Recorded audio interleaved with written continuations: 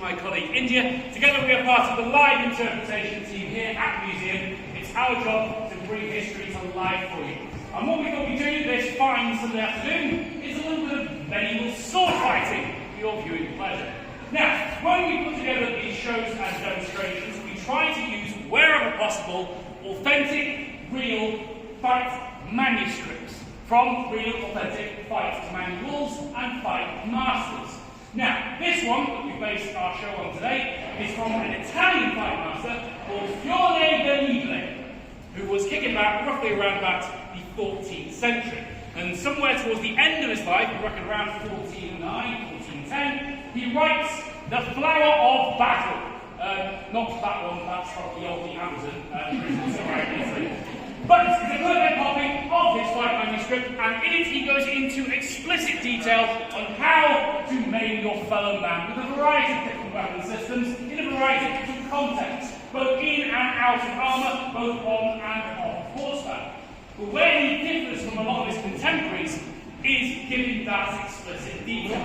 Most of the fight manuals are fairly vague in terms of these techniques, ways in which to use these weapons, but most importantly, he focuses on the two-handed medieval longsword as the primary weapon.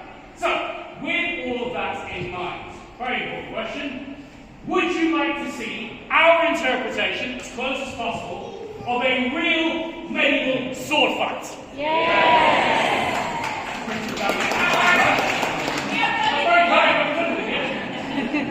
Might I suggest we stick with the wooden ones for now, just because it's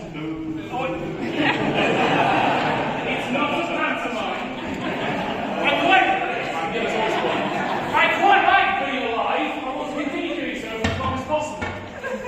So, in your own time, India, our interpretation of an authentic medieval sword. Well, all right, you win. Thank you very much, everyone. Happy Friday. Obviously not. If we came out and did a whole lot of talking and then a 1-second fight at the National Museum of Arms and Armour, I think I'd be safe and say we'd be a little bit disappointed. So, unfortunately, that is the reality of most medieval sword fighting. It is over very, very quick. So, in a moment, we're going to do something a little bit flashier for you, but for now, we're just going to stick with the history. So, what we're fully demonstrating is one of the more basic techniques, I suppose you can call it, that is in the manuscript, called the peasant strike, or sometimes referred to as the villain's strike. Basically, we're making two very large assumptions for this to work. The first is that India over here is the highly experienced, highly trained fight master who's been doing this for a great many years, so knows exactly what to do. I, on the other hand, am a lonely, illiterate peasant who has never held onto a sword in their life. So, if, as a lonely, illiterate peasant, I were faced with an opponent in this position, what am I going to do against them? Well, I'm going to keep things nice and simple. I'm going to take this massive whopping great sword and bring it straight down onto her head, split her in half, and I win the fight. Yay! However, that's not what we demonstrated for you, was it? Because if I were to try and do that, I would move out of the way. First rule of defense is run away.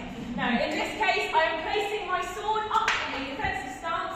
This is a parry, which is hopefully going to encourage my opponent's blade out of the way, which is why it's called a sloping parry. It looks like a slope. From here, I've moved out of the way, almost behind my opponent, and then I'm going to take my sword, whip it round, place it on his neck, and in this case, I'll be kind, and I'll say, "Do you yield?" yep. Excellent. However, I'm not quite as stupid as I look, I promise. And in the book, Fiore always gives a counter just in case somebody tries to use that move on you. So, there is a way I can get out of that.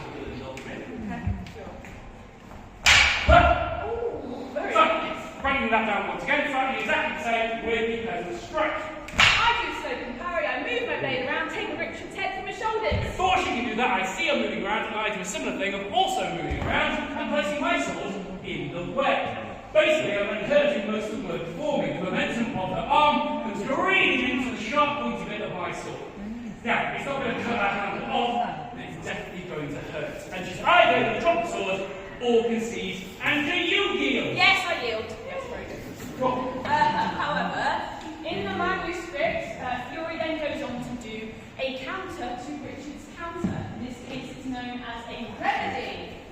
So if you will indulge me, there is a way I can get out of your counter. Like that. Slice and dice. Okay, break that down one last time. So starting exactly the same with the peasant strike. I do the sloping parry. Imagine again, this is all in slow-mo for your viewing pleasure. We are coming round, taking Richard's head from his shoulders. I see him moving out the way, and then I have a split second to make the decision to place my sword over his. In the manual, it's known as covering the sword, as you can see. And then from here, all I have to do is change the momentum in my hips ever so slightly, lift and raise my sword. We've missed it, Bob. That's not. Thank you very much. But that's about as far as Fury gets in the book, because that's probably about as far as you'd ever get in real fighting. There's 3 moves long. Because at that point, either one of you's dead, both of you are dead, or you've reached a stalemate and you have to back off. You see a lot of this in modern boxing and MMA fighting. Now, that's not quite that interesting to watch. It's very quick, and also, if we were to be doing it properly, it gets very messy and we burn through stuff like wildfire. Because as you can imagine, these techniques work. They were used for a reason. So instead, what we're going to try and do for you now is string some of those techniques together into a more elongated sequence. So we'll start the same. We'll use techniques from the book, but just extend it a little bit. Okay. And I can use any technique. Any technique from the Any technique from the manuscript. Okay.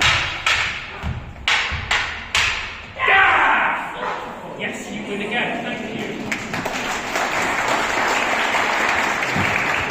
Hold your applause. Don't encourage it, because you cheated. No, I did not. You did cheat. We're supposed to be showing them how to use the sword. Yeah. You use your foot and kick me. That's not allowed. No. I asked you if I could use any technique from the manuscript. Yeah. In the manuscript, Fury teaches you how to use your body. Because using just the sword sometimes isn't enough, and as pretty as these things are, and deadly, if they're just sat static in a case, they're not going to do anything. It's the person wielding it that is the weapon. So you are encouraged to use your whole body. In fact, actually, in the manuscript, Fury shows grappling, much like wrestling that we see today. So, can we use some grappling as well? Alright, fair enough. Let's start slightly differently though. Okay. Choose to start. There you go. Keep you far away. We're into point, you know. Right, I'll tell you what. This one. Ha-ha! Oh! No, from here, I will break your elbows and use the pommel. Hey! Point driven. Thank you. Yes, very nicely done. India. And of course, I let India do that, so she can showcase that technique. Because, much like with the sword, even with the grapples, there's always a counter, so that you can get out of it. So, if you'll indulge me, I think there is a counter. there is. Whether I can do it or not is yet to be seen. Okay. You try. I will try.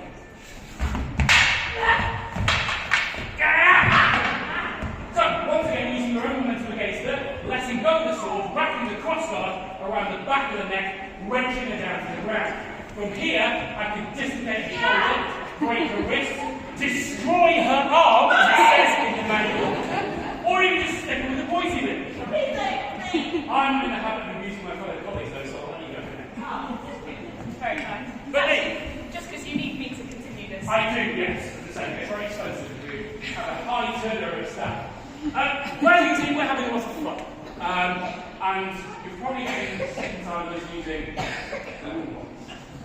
Do you want to see us use the proper speed ones? Yeah. As much. Right. If we're going to do this then, ground rules. Yeah.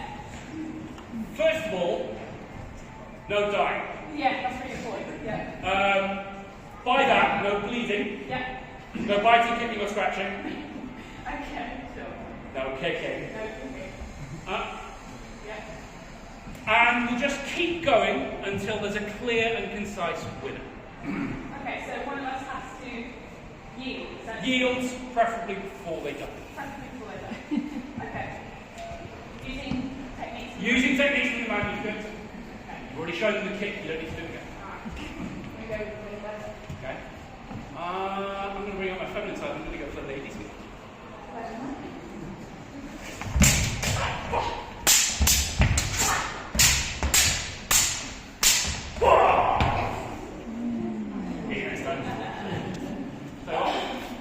Second time looking at you, you can look at something else.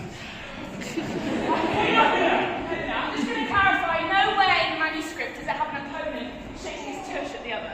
This is a legitimate stance, I'll have you know. Okay, what's it called? Very technical name. It's called the unknown stance, I don't know what it's called. I like to call it the fancy stance. You can try to distract me as much as you want, Richard. The fight is still on. Go forwards.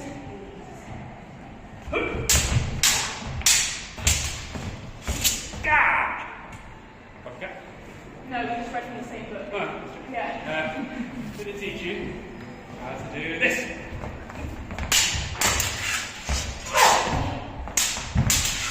Give me that. Right, no, if I'm sword again or something. That's what you do. It's a bit awkward. Hang on a minute. Actually, this is in the manuscript. Yeah? Yeah, so Fiore tells you how to use a tiny little rumble dagger against your opponent with a giant long sword. Don't worry, I'll be reliably informed. Sizes and everything. Okay.